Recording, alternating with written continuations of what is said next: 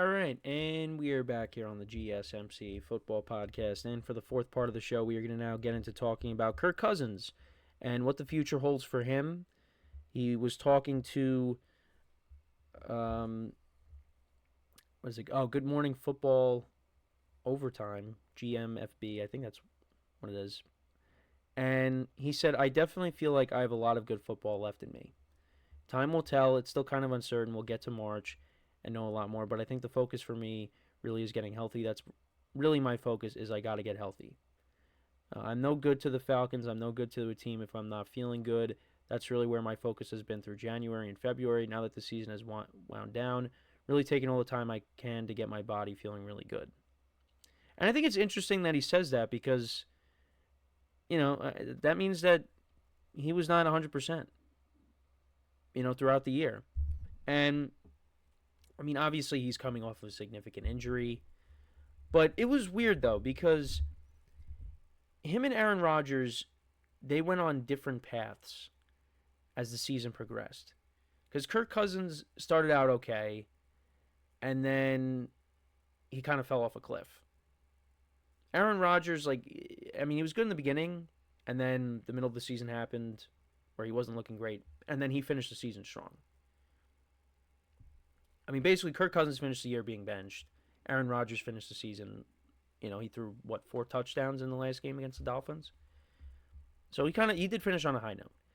And he's an older player.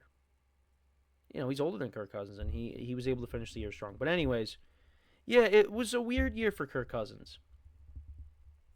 He had a game where he threw for 500 yards, and that was against the Buccaneers. But you could definitely tell, and watching that game against the Chargers, you could tell that there was something really up with him.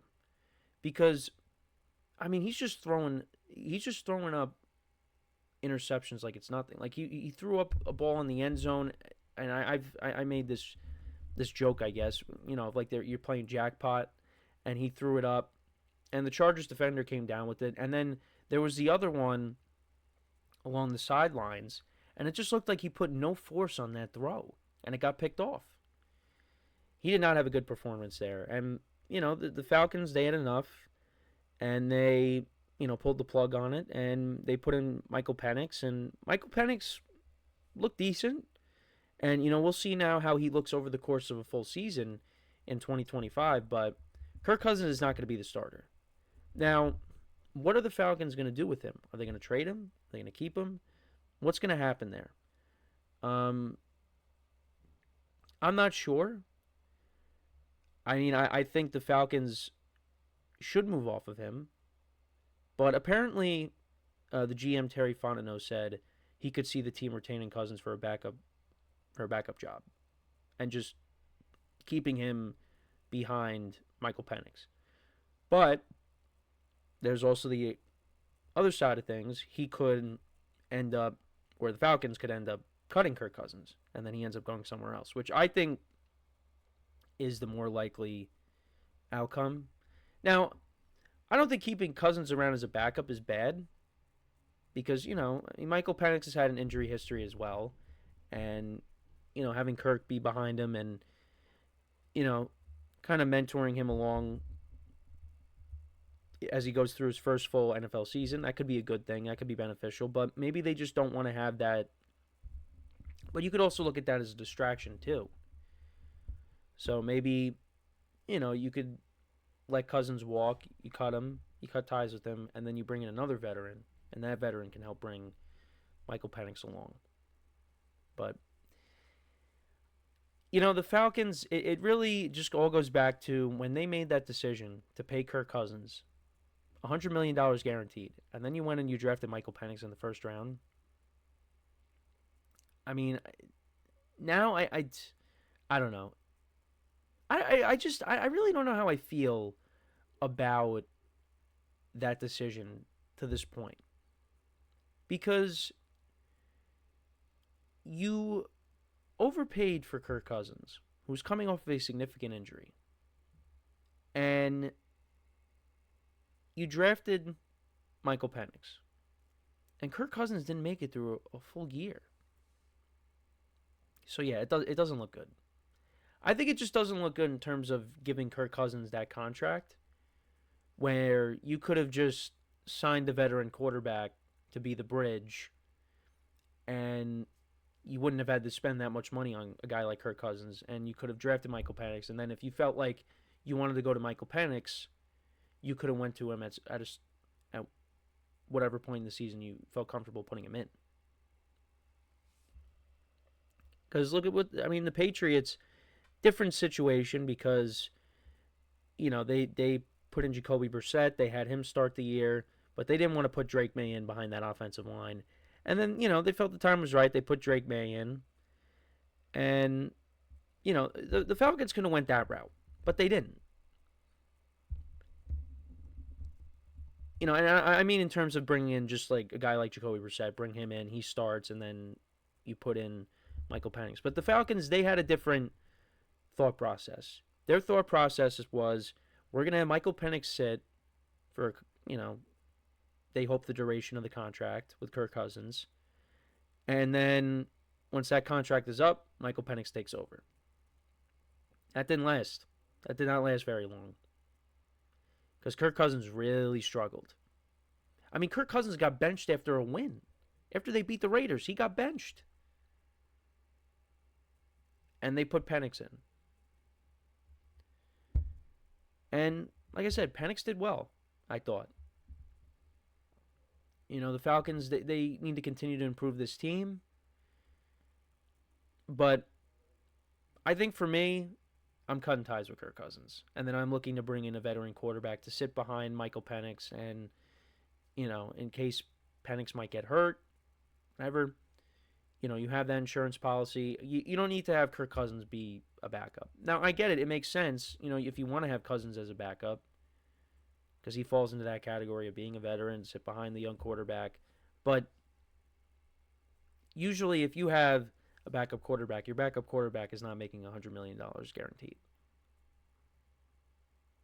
They got to move off of it. They got to cut ties and bring somebody else in, a cheaper option. That's how I see it. And I'm sure there's a team out there that is going to pick up Kirk Cousins because, like I always say, there's always a need for quarterbacks.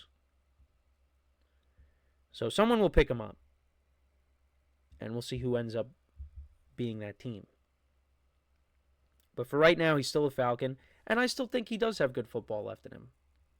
I do believe that. I think we got to see how he looks another year removed from this injury. Now, the one thing that concerns me is the confidence thing, because I think that's what some people are getting, is that he also just lost a lot of confidence. And I bring up the Chargers game because, that looks like a quarterback that lost confidence. He doesn't trust his body 100% either. So maybe another year removed, and maybe it just wasn't a good fit, him and the Falcons.